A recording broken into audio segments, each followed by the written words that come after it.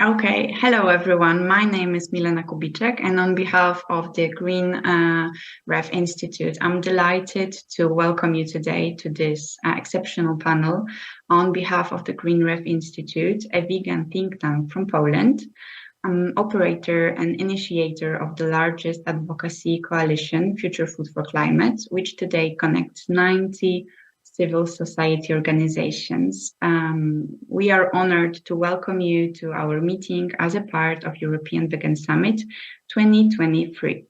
European Vegan Summit brings together experts from around the world, game changers, and also about animal rights, climate, human rights, and just food, inclusive food transition and transformation. The event is under the patronage of European Parliament.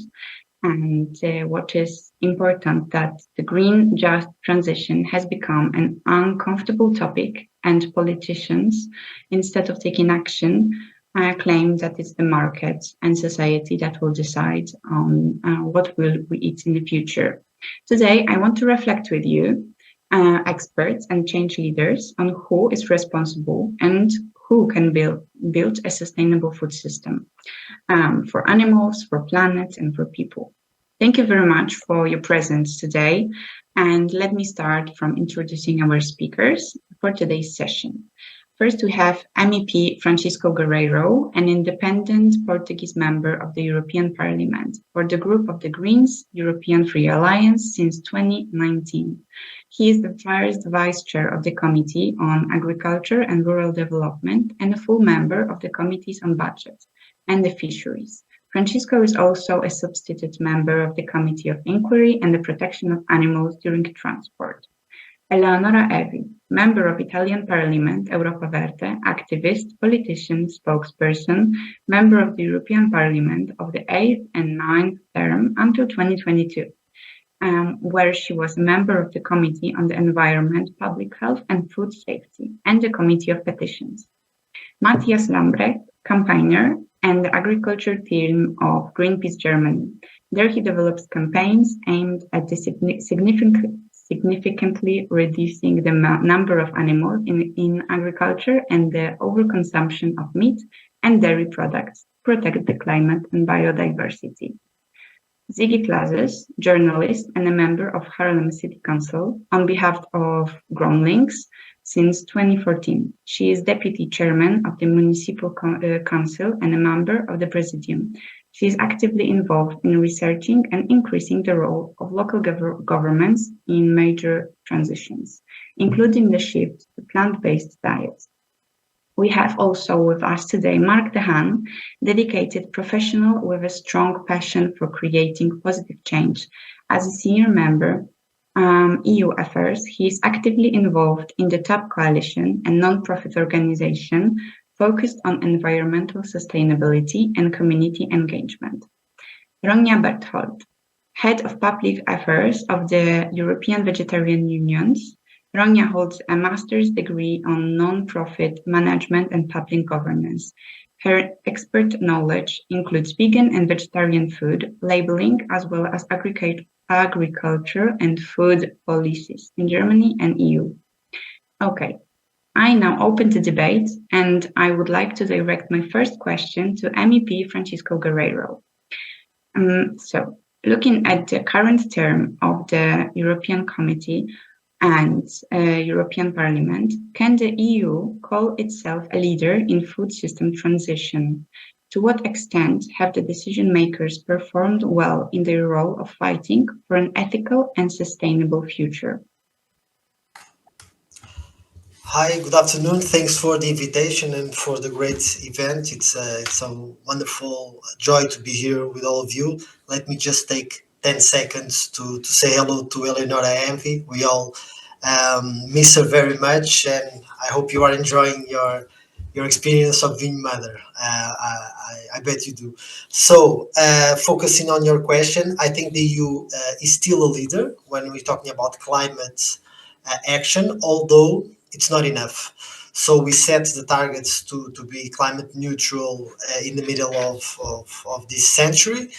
We have made some serious commitments in several sectors to reach those goals, but as we see, they are not enough. For example, and obviously we are talking about an issue that is very important for the people that are here, that is climate related to agriculture and fisheries, and those two sectors are very conservative, and we see that there's no big developments on them in the EU legislation. For example, in the beginning of the mandate, we had a clear view of how should we change the energy system, that we should change transport, housing, but when we talk about how we produce, distribute, and consume, and also manage the waste of our food system, we lack behind.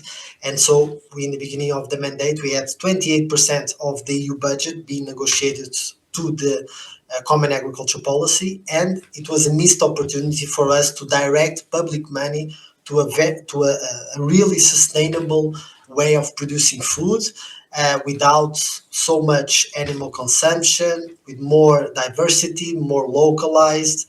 And so in a way, we did not direct 360 billion euros to this change, which in my perception, it was one of the key elements that made the EU miss this great opportunity of being the leader, the true leader of the ecological transition in the world.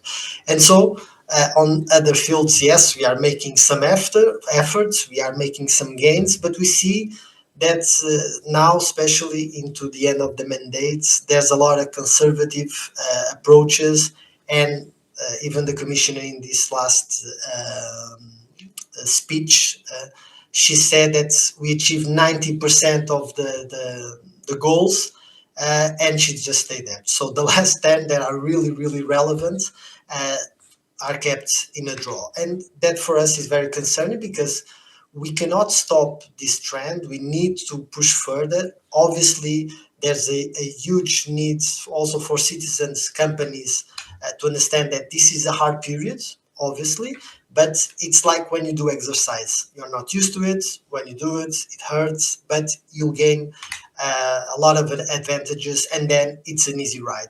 And so, unfortunately, we see that's a trend of eroding the climate goals, trying to block several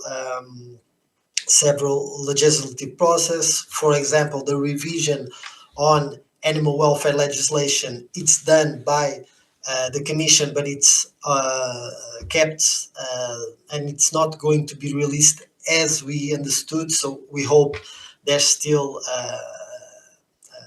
decency from the Commission and from the promise that they made to present this revision, so we can obviously start our position in the Parliament, but there's a strong possibility of them keeping this revision in the draw.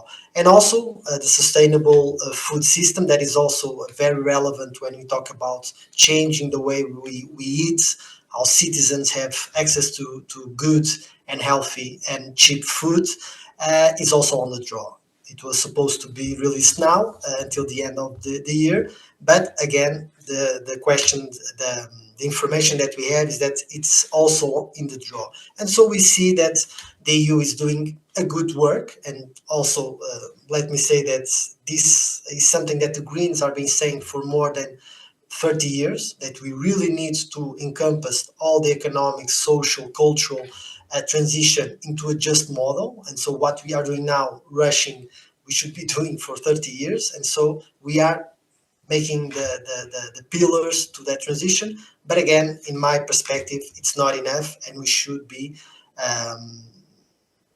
making it further, and in several sectors, namely fisheries and agriculture.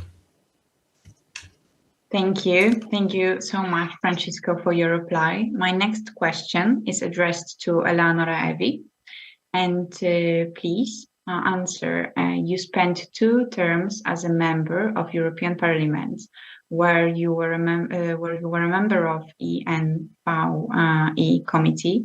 Now you have returned to the national politics in Italy, and given your experience both at the European level and at the national level in Italy, how to effectively involve decision makers in the food system transition?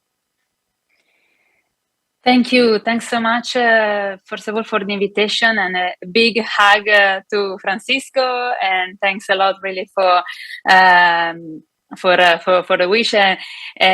Well, what a big question, actually, because if we had the secret to involve effectively decision makers and politicians, we would be probably not in the situation we are facing now, and that Francisco was also very clearly and very precisely describing. Why I'm saying so? Because in an ideal world, basically the reply should be science, science, science, and again science. We have the science on our side. We have science on the climate, for example. We have a bulk of scientific evidence on animal welfare, and we have it on the use of pesticide, for example. So all these informations and scientific data should guide the decision of politicians and institutions in order to boost and make steps forward in the transition, in the food system transition. We are not in an ideal world, unfortunately, and it is very complicated to make these messages go through and put basically in the end the public interest and the collective interest and principles that defend the health of the people and the health of the planet as a principle that guide the decisions at the political level. And the main example is on climate. Climate deniers are still much present, in particular in Italy in this moment, not only in the public debate, but also in media and in TV shows, and this is really awful. But as I said, we have these evidences, and we have to work on these. The road should be then, therefore, like already defined, because we have all this information. What for sure still miss is political will, and we have to touch the leverages of other areas of intervention. What the Greens have always been saying is that the ecological transition should be defined as socially desirable. I mean that this is something that should put everybody on the same page and be just and equal to everybody. And this is something that it is difficult to do, in particular because we have this big narrative that is basically pushing against these and describing the food system transition and the overall ecological transition as something that will benefit the few, the richest, and the one that can afford a different kind of purchase of biological food, for example. And this is completely bad and completely useless, because it is not like that. And we have to reverse this narrative and also reverse the political action in order to achieve an equal and just transition. I will just finish and concluding by saying that basically even having a touch on what is happening in Italy, for example, we have a cultural bias where Italian agriculture is considered by Italians like the most sustainable ones, even at the moment, while it is not like this. We pretend to have our agricultural system like a poster card where cows are on green fields and under a blue sky, but it is not like this. This is not the reality. Therefore, it is such an important thing also to present what is the reality in intensive and industrial farming and all the effects that this has on human health and on the environment. So a matter of I would say science and truth, in the end, truth of what is happening. Thank you. Thank you, Eleonora, for your answer. And the next question is for Matthias. In 2022, Greenpeace issued a report entitled Reform the VAT Rates for Animal and Plant Products. How can VAT reform for animal products reduce greenhouse gas emissions?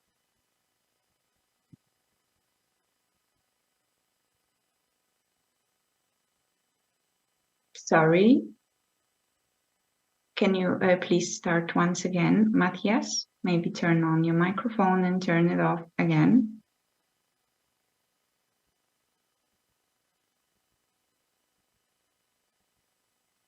Okay, sorry, we have some issues. Maybe we shall go to another speaker while resolving the issue. Okay, can we hear you? Can you hear me now?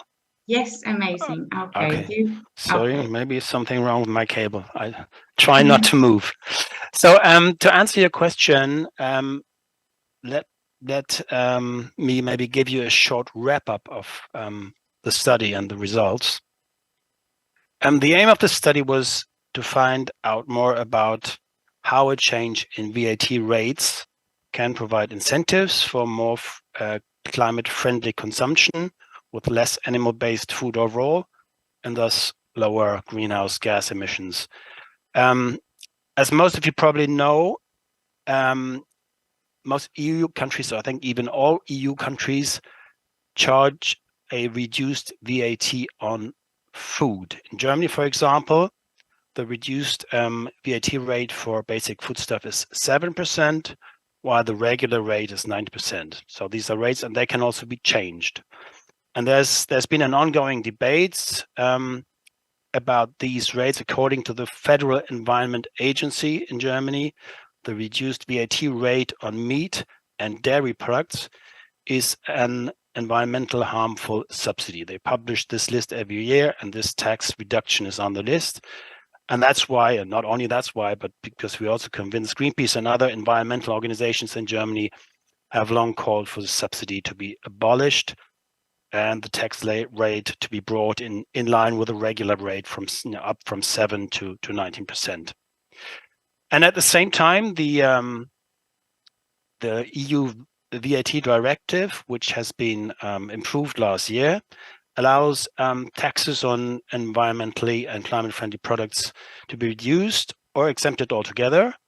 And in order to strengthen the incentive for sustainable consumption and to help consumers in times of overall rising food prices, Greenpeace in Germany, for the recent months we have worked on this campaign, is calling for plant-based foods to be exempted from VAT altogether.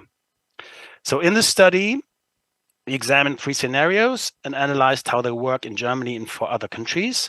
Scenario 1 was increase in VAT only. Scenario 2 was VAT increase for meat and dairy. And scenario 3 was VAT up for meat and dairy and a reduction or no tax on plant-based foods. And the result was obviously, you could expect that the scenarios 2 and 3 with higher tax on meat and dairy products produced the greatest savings in greenhouse gas emissions. To give you some figures, in Germany, for example, the change in diet would reduce emissions by 140 kilograms CO2 equivalents per year per capita. That'd be 8%. Tax on meat alone would mean a reduction of 5%. Results in all these countries were different in detail because they have different tax rates, but similar in principle. So a tax exemption for plant-based products, we think, is another incentive to eat more fruit and vegetables instead of meat or milk. And we also calculated how much it changes the burden on consumers, and if you get the tax down to 0% on fruit and vegetables, a consumer per capita per year would save 30 euros in Germany. That's not much, but this positive effect makes it easier to push through a VAT reform in times of rising prices. We are experiencing now in Germany and probably in other parts of Europe as well that people are very sensitive and it's also worried. So that's why we were always calling for both.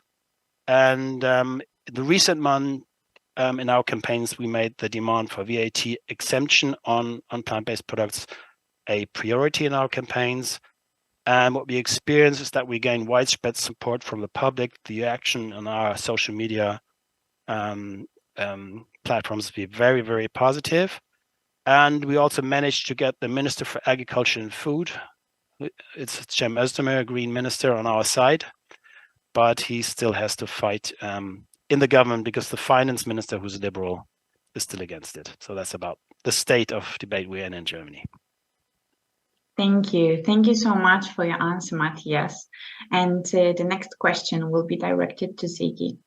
A year ago, the world learned about Haarlem and the fact that it became the first city in the world to initiate the ban of meat advertising.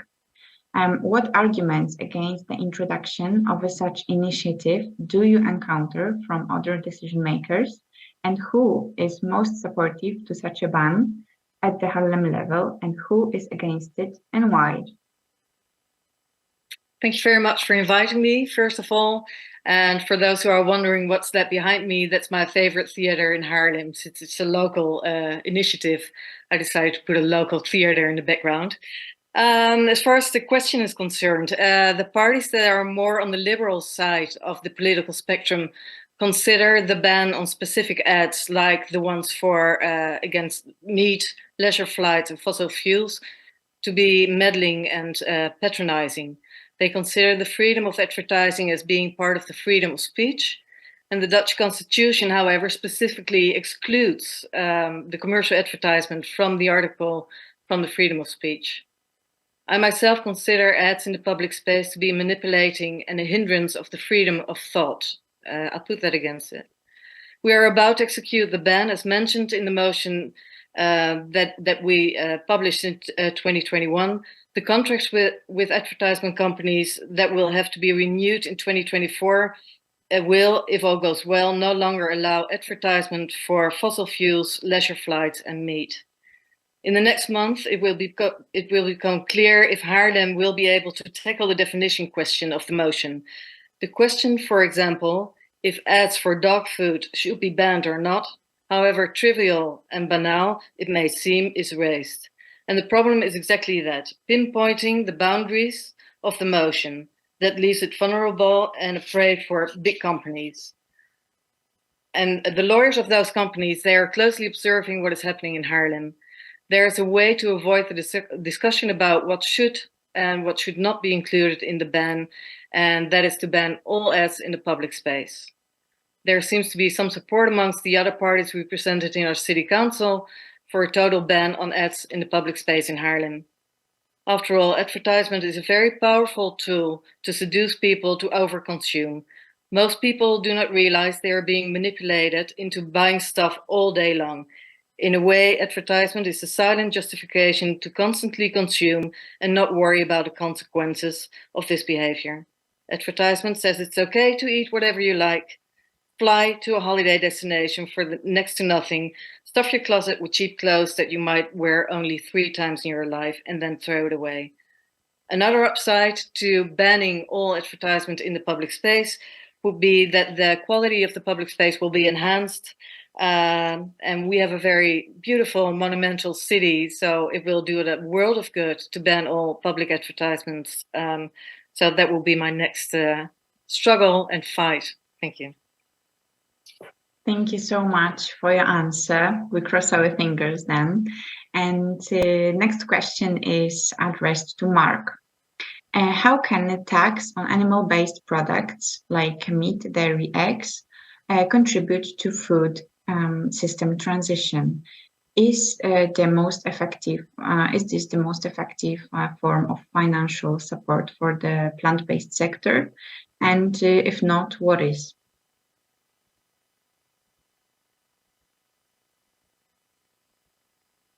Please, Mark, first unmute your microphone.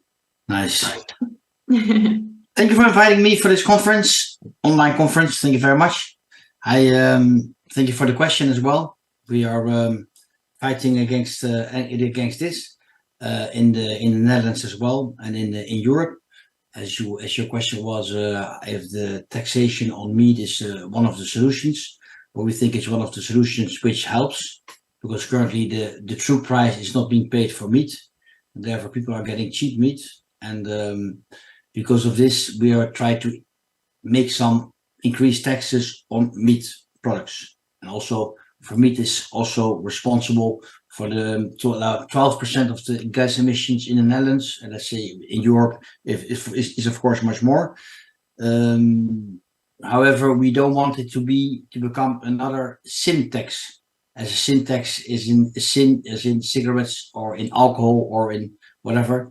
We want to put it in a positive way, that if you pay a little bit more, 20 cents or 30 cents more for your meat, that the farmer gets a true price, that the money goes back to the farmer, and that in that case then also the let's say our idea is as well then to put zero VAT on good and healthy foods, which is actually quite good, because as well as in Holland the people are getting bigger and fatter, and people are it's easier to eat bad food than to eat good food, and to eat good food is even more expensive sometimes in the Netherlands. So therefore we think it's possible as well. There's also a lot of support to do so. However, the politicians are very busy at the moment with everything they're putting in now, with the war going on, with the energy prices, with inflation. There's a lot of poverty in the Netherlands, a lot of poverty. There is well, let's say there's now 4% of people are poor, was said yesterday by the missionary cabinet of the Netherlands. So in that case, you know, it's also if we can get people to eat a bit more healthy, or to get people to eat less meat, and if they eat less meat, which is more healthy, which is being proven by studies and studies and studies, so that's also will have a direct and indirect effect on the healthcare system. It will therefore also benefit the economy, etc., etc. So the thing we want to try is to put a small tax on meat, and zero taxes on good foods, on vegetables and fruits. As my son is 8 years old, he goes to school, and in school he gets free. I mean, he gets free fruits and everything. So yeah, it's however, so that's a little bit our battle at the moment to get it across the EU, and to get it across the Dutch government. So that is a bit what we do.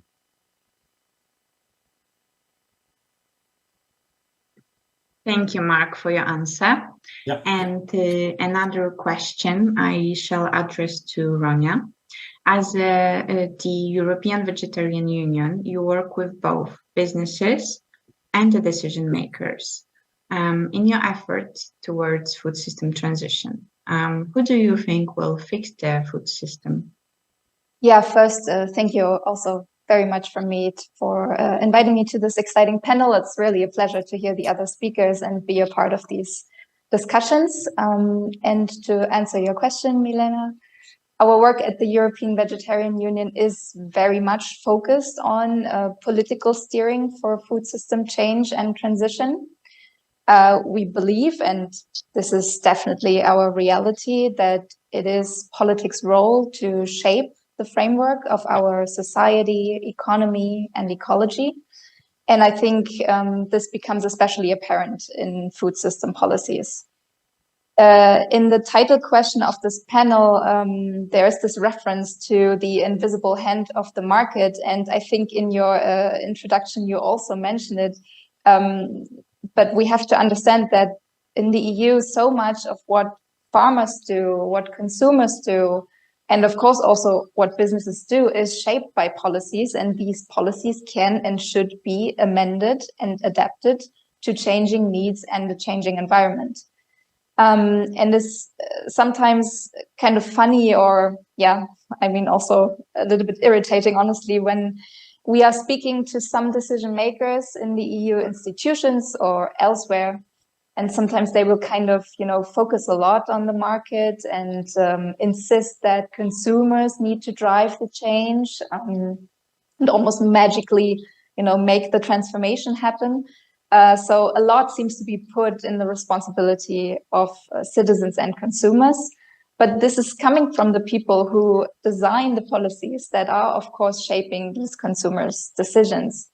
And we are talking about a vast array of political frameworks here, which can also be seen in the diversity of this panel. So be it tax policies, subsidies, trade deals, property policies, animal welfare policies, all of those, and much more, which are not just shaping consumers' decisions, but of course also shape businesses, working conditions, and animals ultimately. And that's why I think that there is not, one person or one institution or entity that will fix the food system, but it has to be a collaborative effort. The political framework needs to be designed in a way that it favors, supports, and develops environmental protection, animal and human health protection, and sustainability goals. Businesses, of course, also have to be willing to contribute to that transformation, but they also have to be enabled politically on the one hand, and on the other, there have to be limitations too, where necessary. But it is important to collaborate and to be in a dialogue, which is what we also sometimes do with businesses. And I would like to give you a more specific example about why, I think politics plays such a big role and the need to involve all stakeholders in the dialogue and collaboration to transform the food system. And I'm using this example because it is currently a very, very big topic for us. We are dealing right now with a number of legislative initiatives in EU member states, most notably in France, that are introducing, and in Italy actually too, that are introducing bans on what we consider helpful and appealing food labeling for plant-based alternatives to meat products. So for example, what these legislations are saying is that you should no longer be allowed to label a food as a vegan sausage. No matter the overall presentation of the food product, no matter, you're using the word vegan, you cannot use the word sausage along with it. And these bans were introduced also without giving a second thought to the alternative. What would be allowed? What can we do instead? What do you think these meat alternatives should be called? And also without involving those affected by such policies, be it consumers or businesses. In many times, actually, startups and small businesses. We're using such products in the same way you would use, a meat sausage. It tastes similarly, it looks similarly. It's the plant-based version of a meat sausage. So it is kind of evident that you call it a vegan or plant-based sausage. But now, what is it supposed to be? Sure, we can sell these foods as plant-based tubes or vegan round shapes to fry, but this does not contribute to consumer transparency. It's not appealing to consumers. And whatever your opinion might be about plant-based meat alternatives, I know this can be a contentious topic. There is no denying that we need a shift towards a more plant-based food system. And such policies work against innovations and solutions instead of enabling them, let alone help them to develop, to advance, to become better. And working on such policies in times of the climate crisis is not helping and pushing transformation efforts back. So politics have a huge role in fixing the food system because they can pave the way for a lot of opportunities. They set the framework that business and consumers operate in. Thank you. Thank you so much, Ronja. And my next question will be directed to MEP Guerreiro. It would appear that the concluding term of European Parliament and European Commission was supposed to be a time of change, a time of just transition. We already know that the potential has not been realized, and looking at the current mandate, who do you think is at the forefront of the food system transition? And how do you see the role of the decision makers?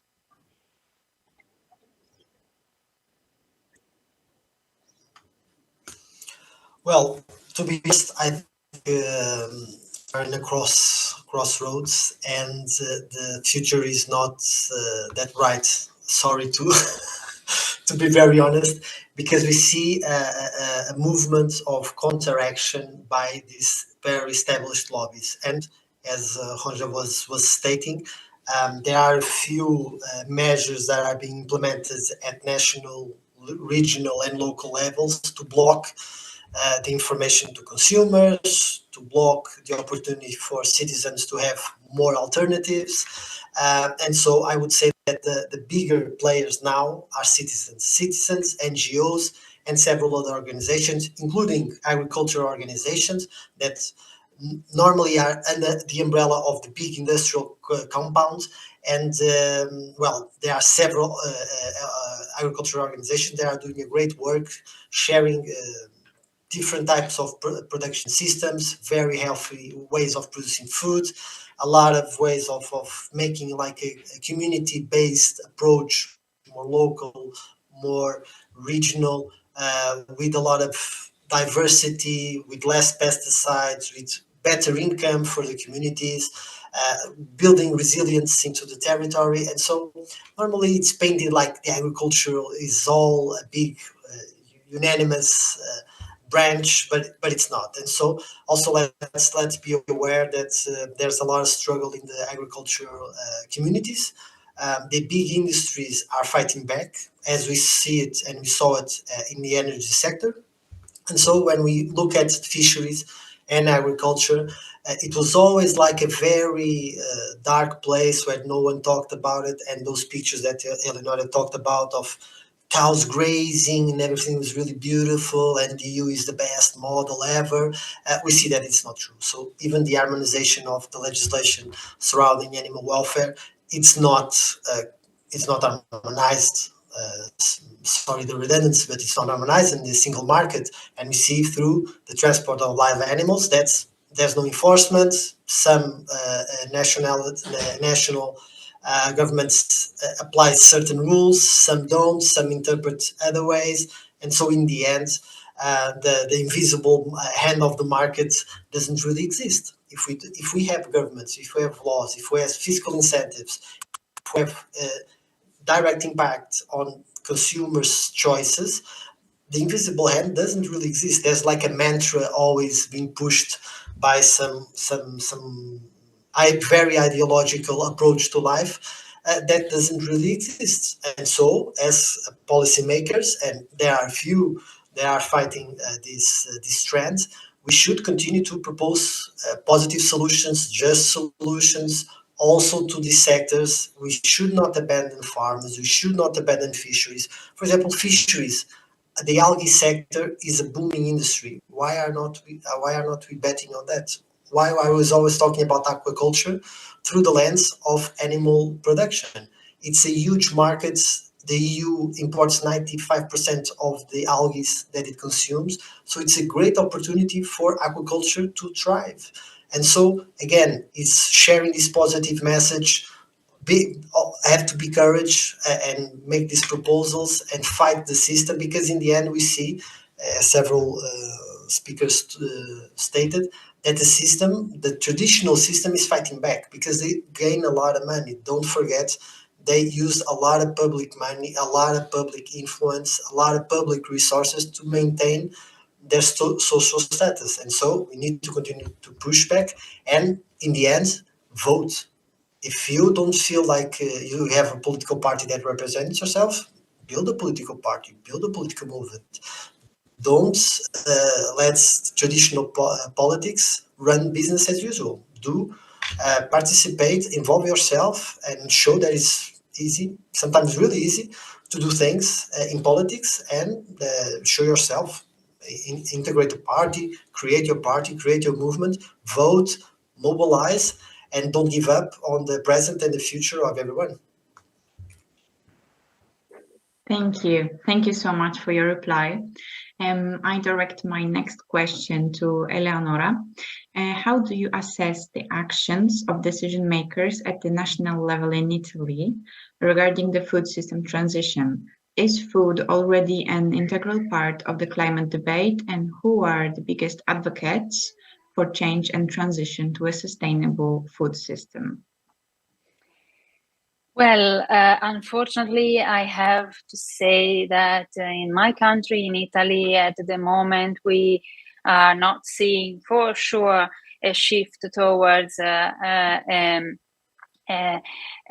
real approach towards a food system transition that puts sustainability at the center, while on the contrary, we are still see the status quo and business as usual policies taking place. In particular, I'm referring to the fact that there are still a number of, for example, requests to build up new industrial farming plants, in particular also in areas where we have a highest level of pollution, in particular for particular matter and nitrogen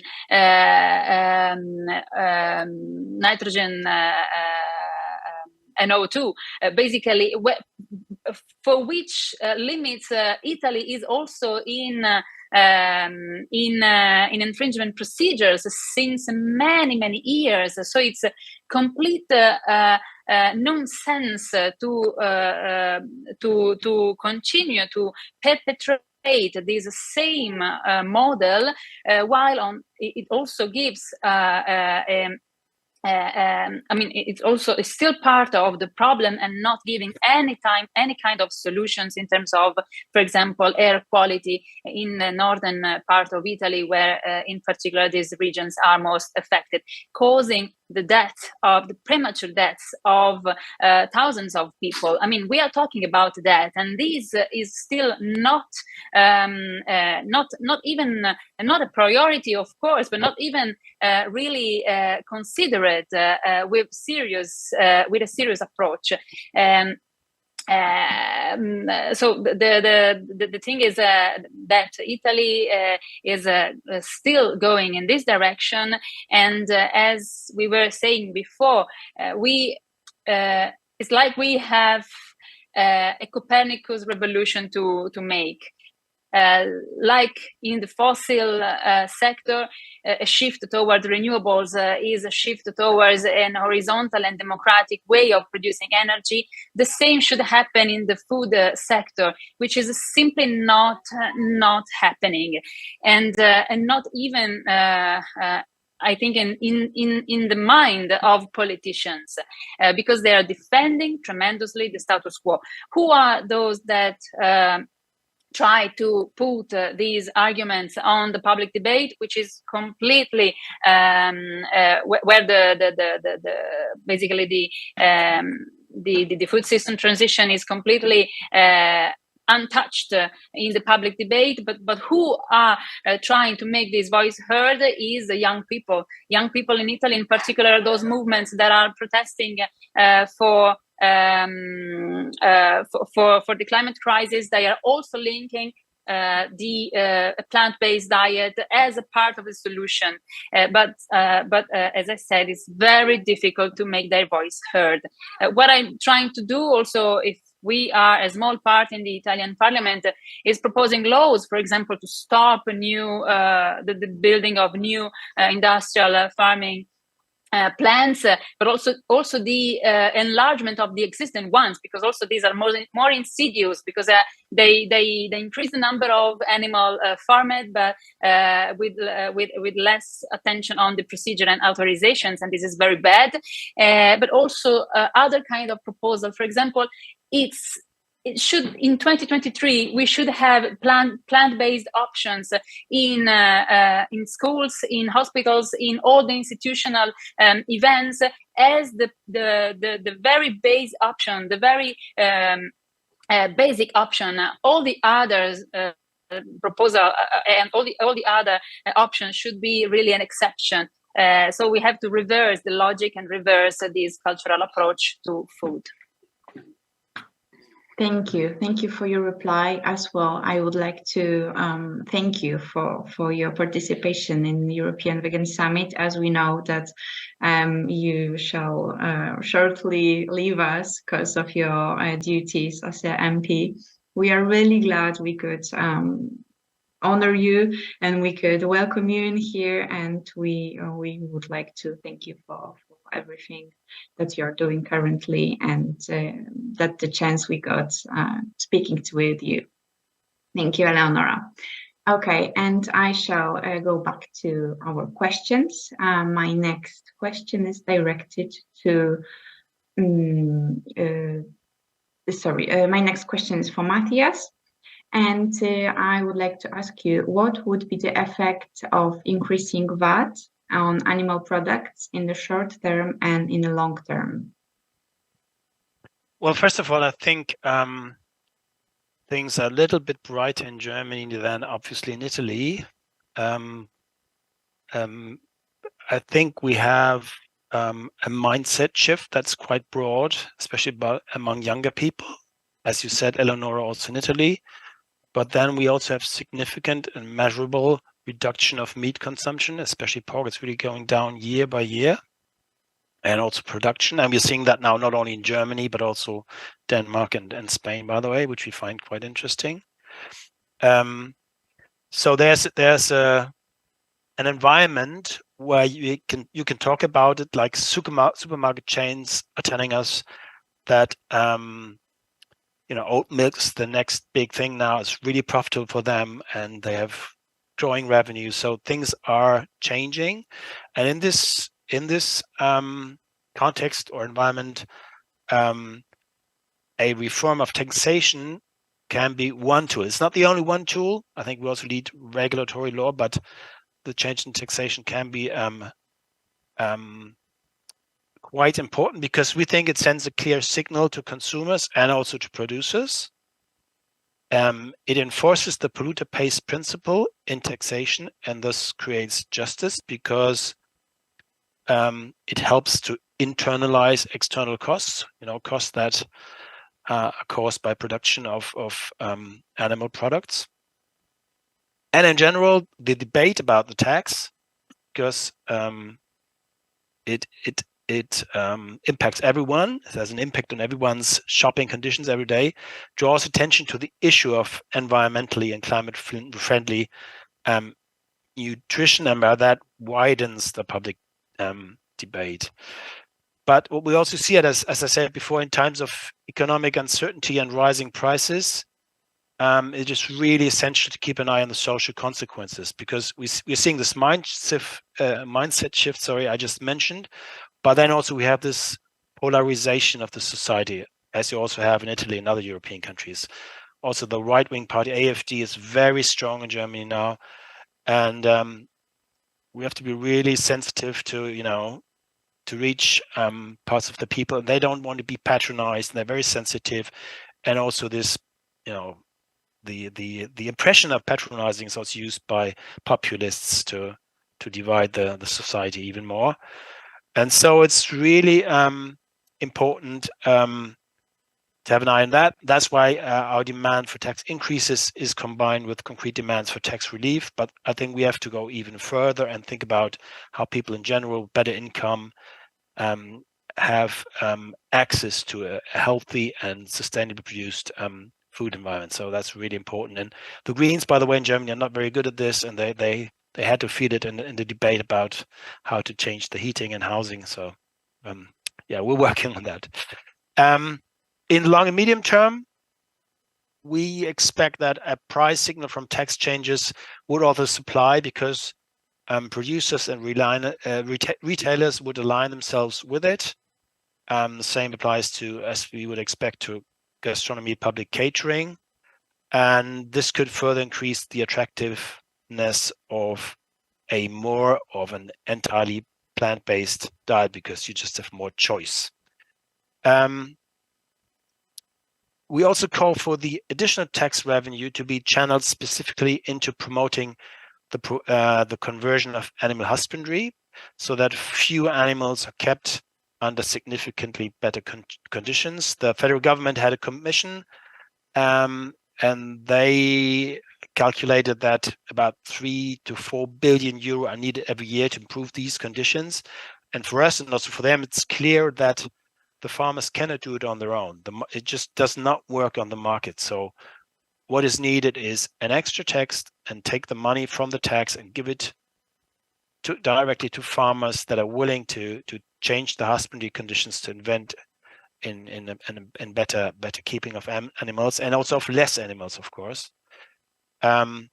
Because the transformation we need is really huge. We have calculated to reach the carbon zero goal by 2045, we have to at least halve the number of animals in Germany, and also the meat consumption. If we want to stay within the planetary boundaries, it has to go down to a quarter, and that's really a huge transformation process. And the money you get from altering the taxes on meat and dairy could be helpful to get that going.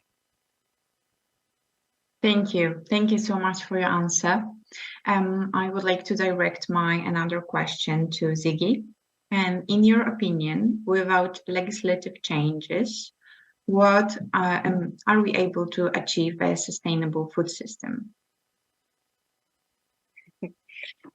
Okay, I prepared another question, but that's probably so if you could repeat your question, I'll try to improvise. Yeah, sure.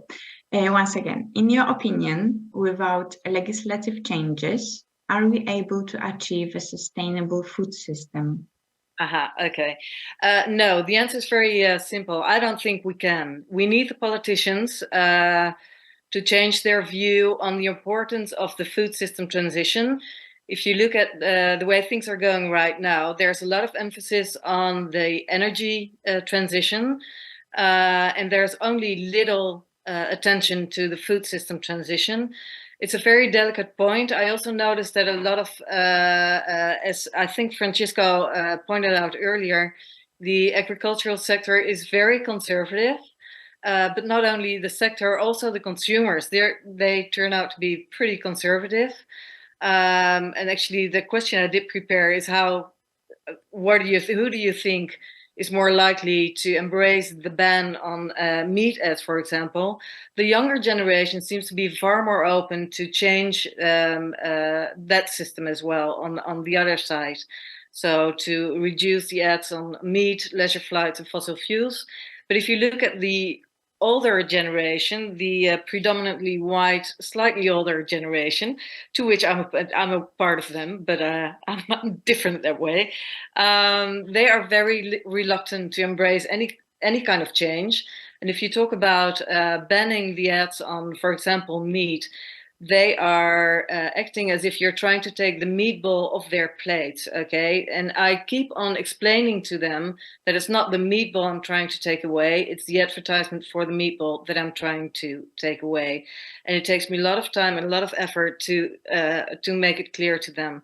What really helps on a local scale is if the administration is supportive of the idea of, for example, to ban the advertisement. If the administration on a local scale understands what you're doing and is supportive of that, then it will go a lot faster, because there's a lot of legislation and jurisdiction that has to be sought out, and also the precedents that we need to sort out. What has been done before? What are the consequences? And if you have a special project manager like we do now in Haarlem, as a consequence of the motion that was supported, things go a lot faster and a lot smoother. And on a broader level, I think that the importance of the food transformation, as I said earlier, towards a plant-based diet, is underestimated, and it's considered to be far of inferior importance when you compare that to the energy transition. However, I think the meat industry alone is responsible for 30% of the total global emissions, which if you calculate really fast and you're being really positive, if we all stop eating meat tomorrow and you completely abandon the meat industry, that will get us there. Then we would have no problem whatsoever. Now, this is all an illusion, because that's not going to happen. But even if you could reduce, if you could get people to reduce the meat consumption to half of what they're eating right now, it will get us largely there to the goal that we're aiming for, as Matthias just pointed out, what the percentages are. I think that we should do, everybody that's watching and also the people participating as here in this debate, that we should really emphasize the importance of the food transition, and not only politically, but also the media, TV, radio, in the way it's been done with the energy transition. It's out on the radio and TV every day in Holland. You can't turn on your TV, or we're talking about the energy transition. That should be the case for food transition as well. And we're not there yet, but I think we all have to strive to get there. Thank you. Thank you so much for your answer, Ziggy. My next question is addressed to Mark. To what extent does the public opinion support the increase of VAT for products that are unsustainable, like products of animal origin? What is the situation regarding the acceptance of introducing zero VAT on products such as vegetables, grains, and alt protein?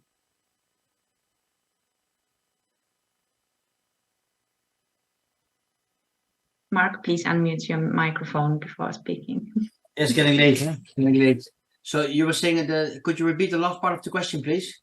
Yeah, of course. I will repeat our question.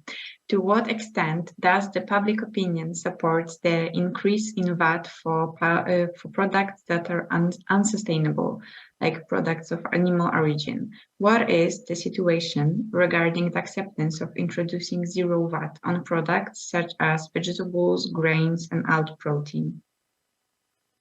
Okay, thank you very much. I got it.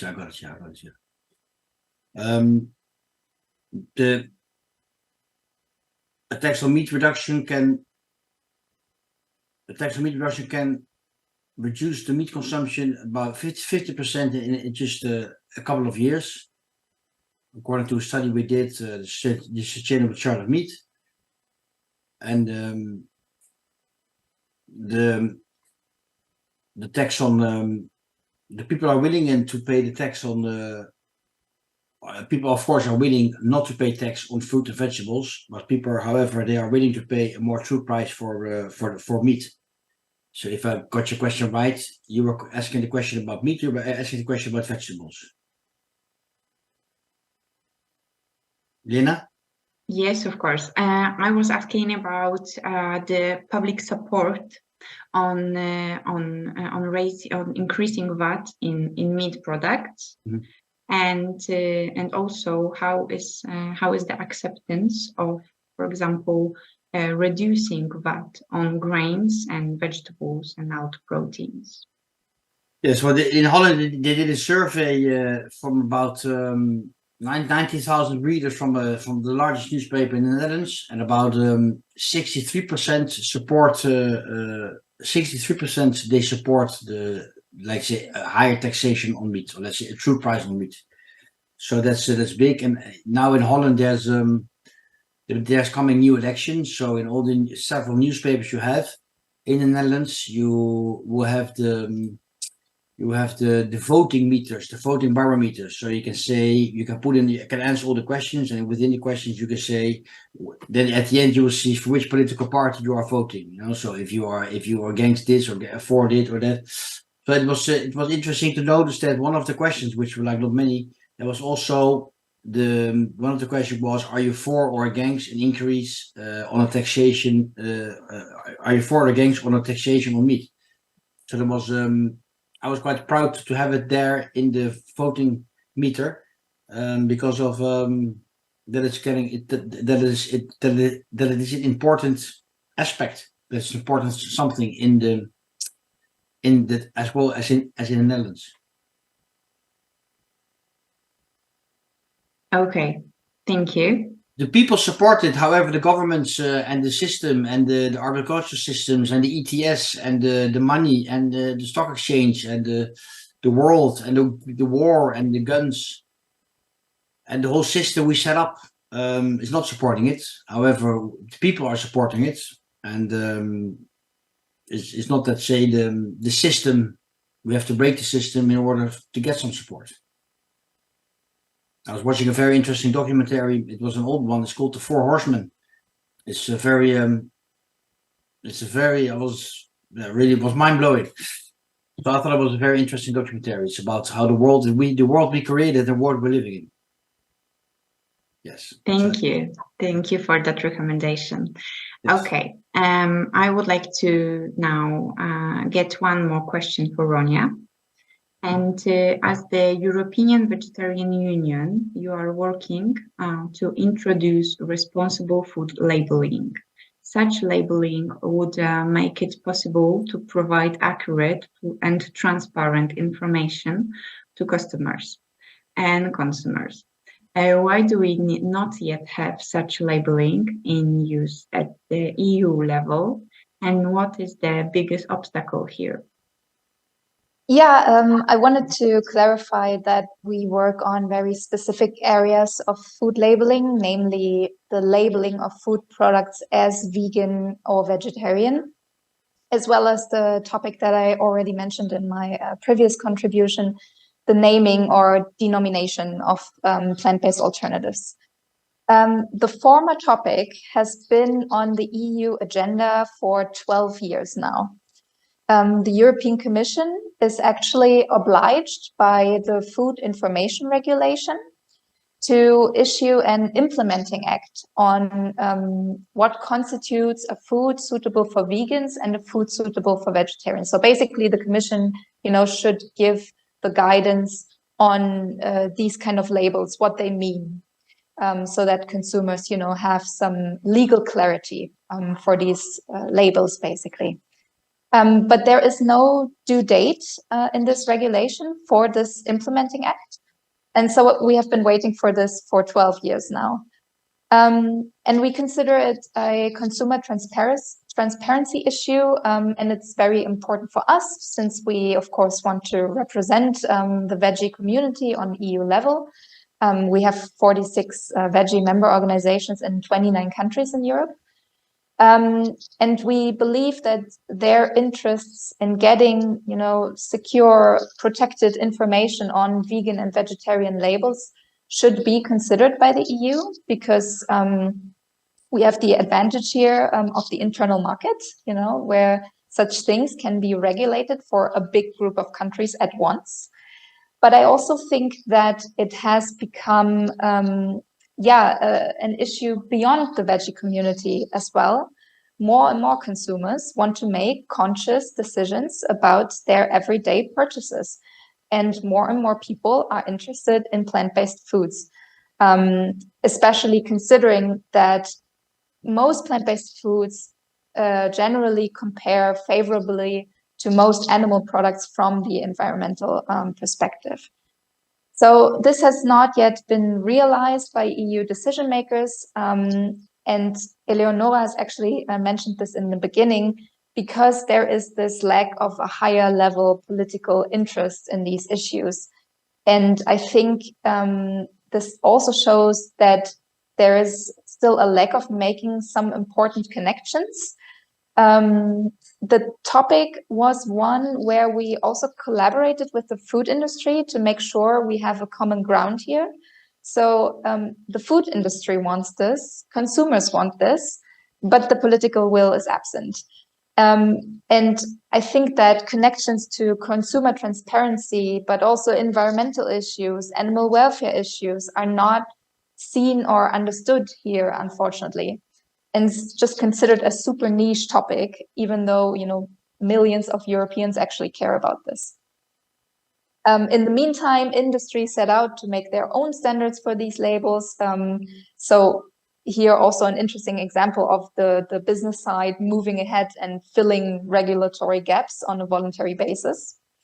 And I also think that there is sometimes a certain hesitancy from the political side towards potential conflict, which I think is feared in the case of vegan and vegetarian labeling, because it is many times considered this, emotional, personal topic, which anyone's really hesitant to touch. But again, as I said, making the connections here is missing, because it isn't just personal, it is also about environmental issues, ethical, animal welfare issues.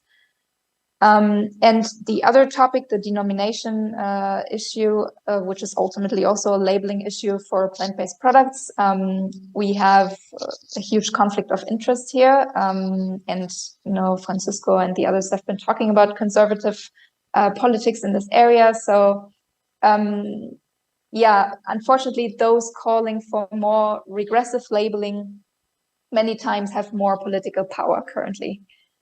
So this kind of, gets pushed ahead while other issues remain behind and unsolved currently, unfortunately. Thank you. Thank you so much for your answer. And thank you very much for all of your answers. And if any speakers would like to elaborate more on one of the questions asked during the panel, please do so. And I now can gladly pass the space to Francisco Guerreiro, who I would like to comment on the issue. So please. Yes, I just want like 3 minutes to comment on some interesting things that were said here.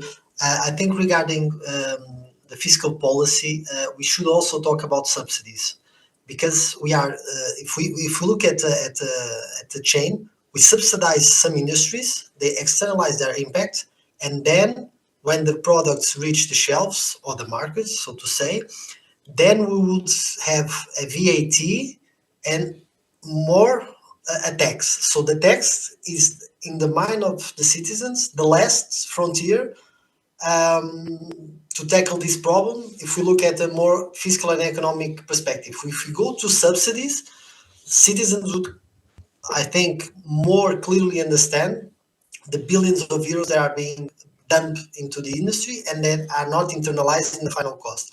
So I think also when we talk about fiscal and economic policies on agriculture and fisheries, we should talk about subsidies, because it's there that we can make a real difference, and it's there that we see that is the biggest lobbyist. The biggest lobby that we have from agriculture sector starts when we make the review of the common agriculture policy and the fisheries funds. It's there when we have the biggest lobbying.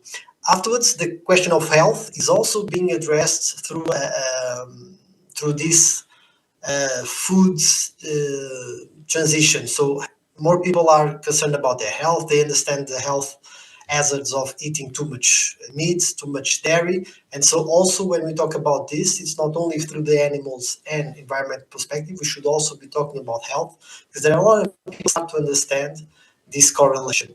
And one thing that I think it's missing from all of our speech is the biodiversity crisis.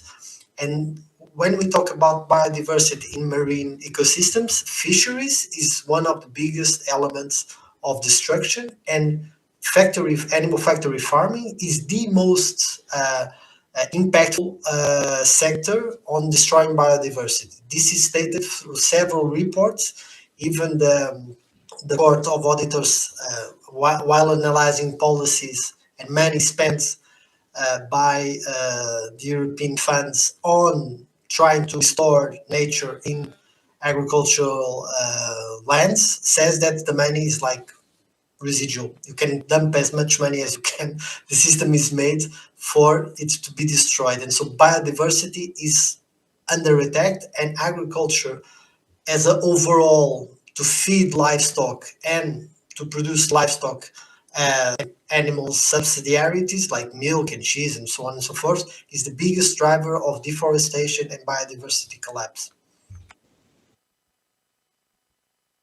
Thank you so much, Francisco, for summing this up. And we now have a time for Q&A session.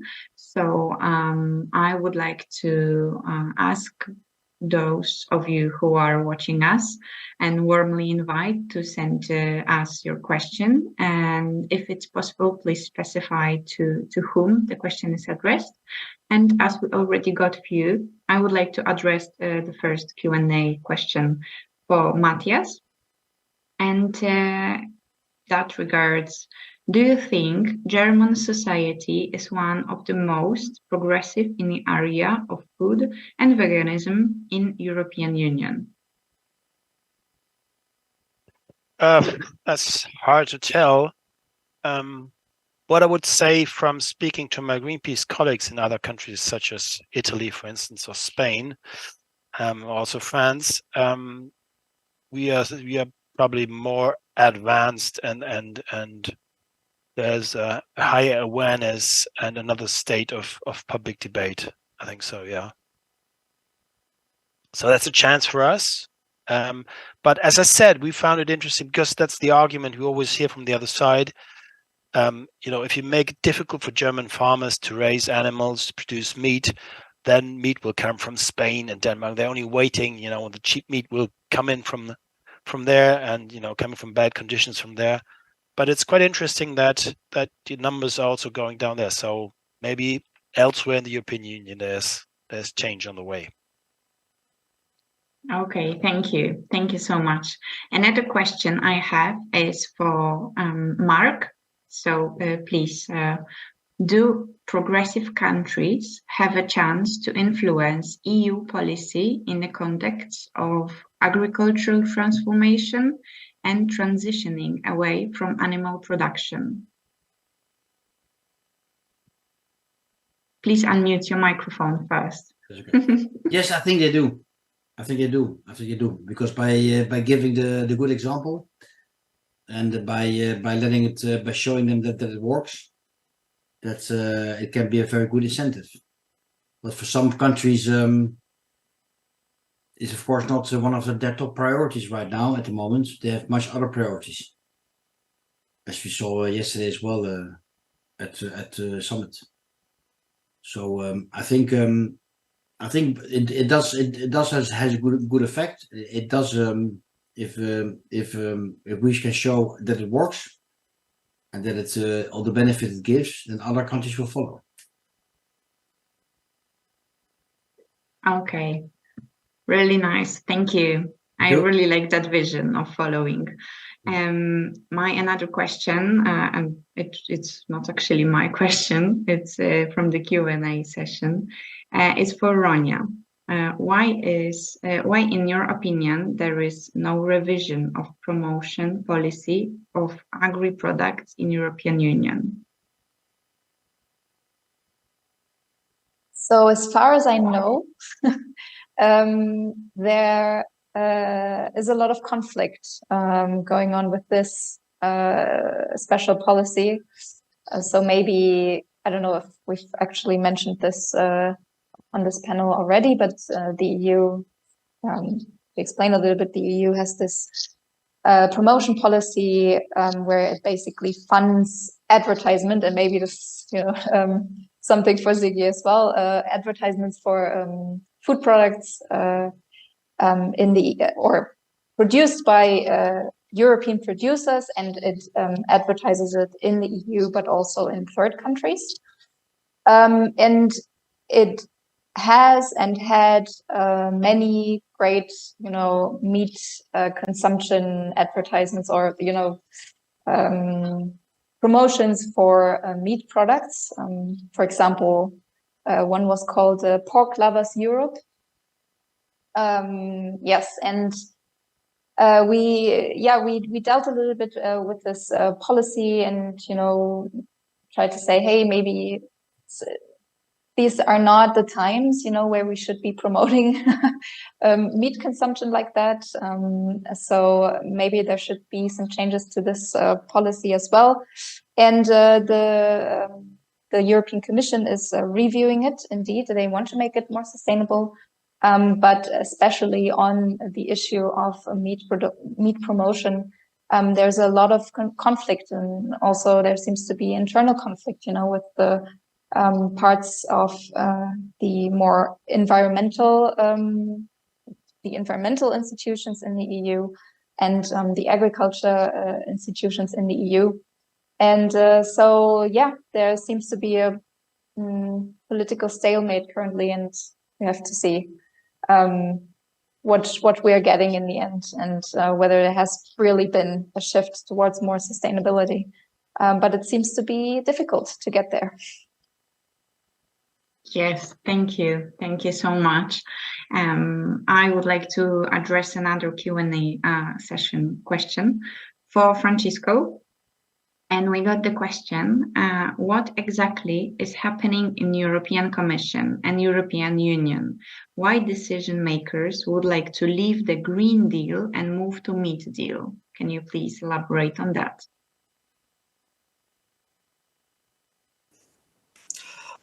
Well, sorry to say, but one of the key issues is that people don't vote.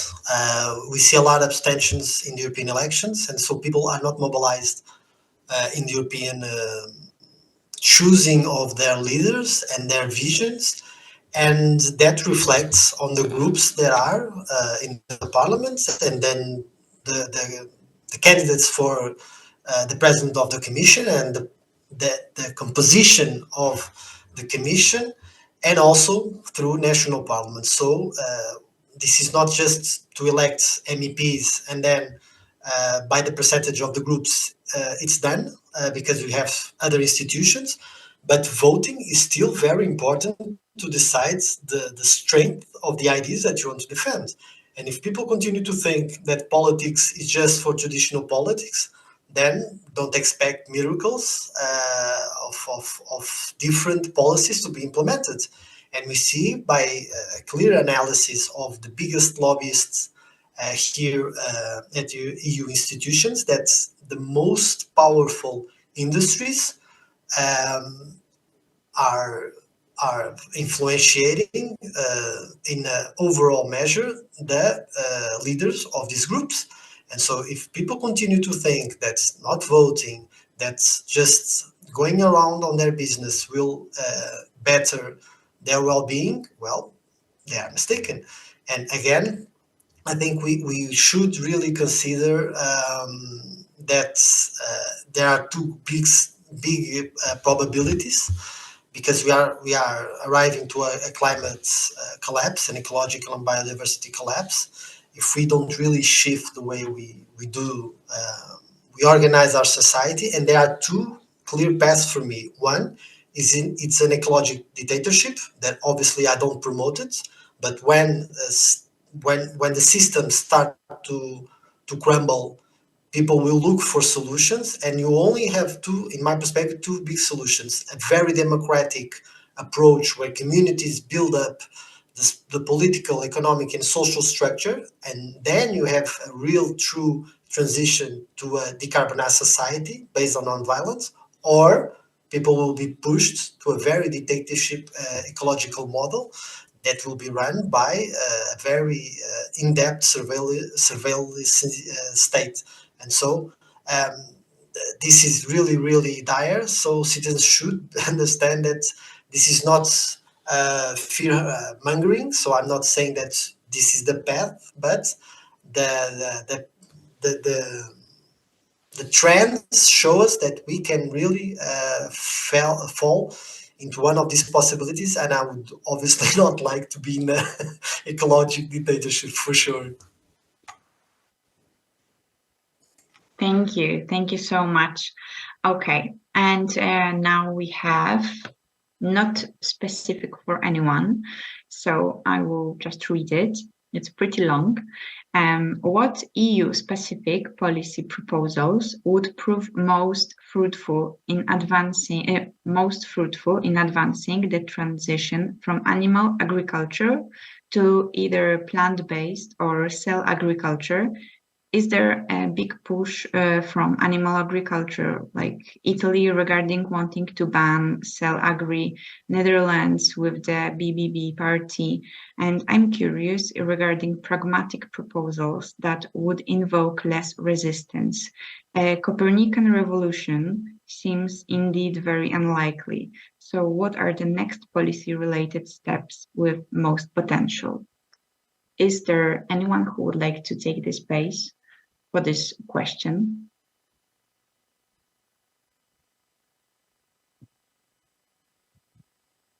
Yes, Matthias. I already talked too much, so if other people could jump in. No, Amazing. I don't know if Francisco can answer the question more specifically focused on the EU. I could rather make a more general remark, because I think what's interesting about this field we're discussing is that on one hand, we shouldn't play the blame game saying the consumer has to decide. That's what the agricultural lobby tells us all the time. You can demand what you want, but if the consumer doesn't pay for it in the supermarket, we just don't produce it. So you can't really do anything. And what we clearly need is institutional change. We need stricter regulation. We need taxes, less subsidies, or the right subsidies. So that all has to happen. But there's one advantage we have if we compare this field, nutrition and agriculture, to other fields, because it's really hard to get a new heating system into your house. You have to invest a lot of money. It takes time. It's also hard and expensive to buy a new car or to find a bus if you live on the countryside. But it's fairly easy to decide to eat less meat and less dairy. That goes really fast. And I think that's really a big chance. And some players in the market are already seeing that, like, the supermarket chains, they are just agnostic. They don't really care. They go with the consumers. And also the big food companies like Nestle. I mean, they're really badasses, but if they see a shift among the consumers towards more plant-based food, they're willing to follow. It's even maybe more profitable and easier, less risky for them. So there's a real chance. And we see that among, like, for instance, in Germany, supermarkets have decided to take out, what we call cheap meat out of their supermarkets, because they foresee that consumers don't want it anymore.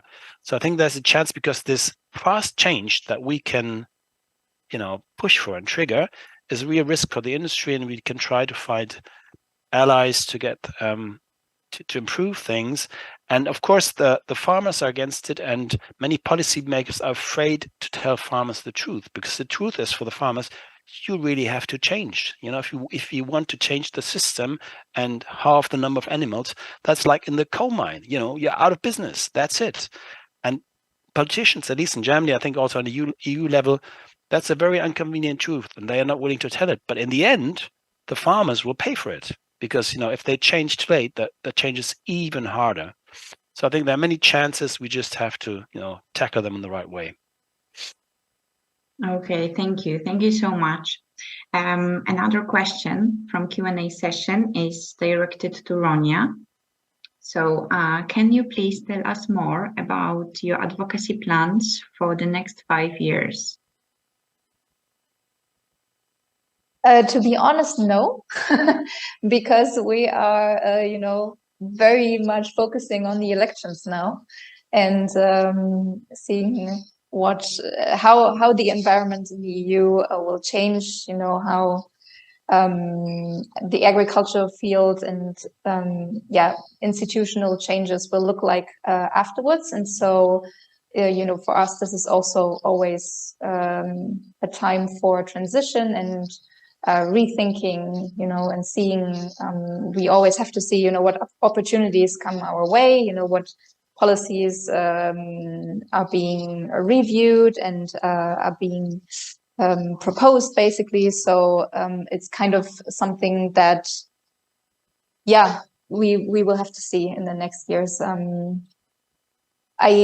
What I thought about for the question before now was, I'm not sure, because it was so long, whether it has the most potential, but I think what would be most important is actually the common agriculture policy to change that, because this is where all the subsidies go to. And yeah, we need major shifts there. So on the one hand, I'm saying, you know, we have to see with the elections. On the other, policies such as the common agriculture policy, you know, they go on, and that is something that you always have to have on your radar. So so yeah. Okay, thank you so much. And as we are coming to the end of our panel today, I would like to thank all the speakers for their commitment and participation. Thank you also for your presence, and thank you so much for your time. And my name is Milena Kubiczek, and I had an honor of moderating today's session on behalf of GreenRef Institute. And thank you on behalf of the organizers, GreenRef Institute, and the largest advocacy coalition that today connects 90 civil society organizations, Future Food for Climate. I invite you to join us. We are creating movements for just transition of the food and agriculture system, Future Food for Climate, and we educate and strengthen the voice of young people. And as a part of Green Advocacy Academy, we are building an expert debate as a part of European Vegan Summit. And every day we advocate for repairing food and a food system for animals and planet and people. And thank you very much, and have a good afternoon to you all.